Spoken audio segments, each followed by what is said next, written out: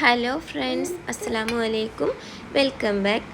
ഇന്ന് ഞാൻ വന്നിട്ടുള്ളത് നല്ലൊരു മുളക് ബജിയുടെ റെസിപ്പി കാണിക്കാനാണ്. ഇതൊരു സ്പെഷ്യൽ മുളക് ബജിയാണ് കേട്ടോ.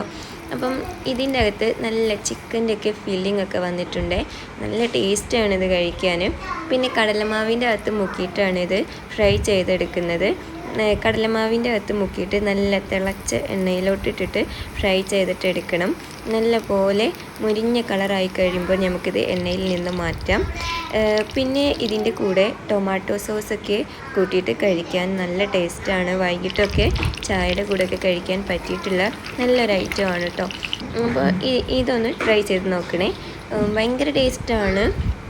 പിന്നെ ഈ വീഡിയോ ഇഷ്ടമായിട്ടുണ്ടെങ്കിൽ നിങ്ങൾ ലൈക്ക് ചെയ്യാനും നമ്മുടെ ചാനൽ സപ്പോർട്ട് ചെയ്യാനും മറക്കല്ലേ. പിന്നെ ഷെയർ ചെയ്യാനും മറക്കല്ലേ. Thank you.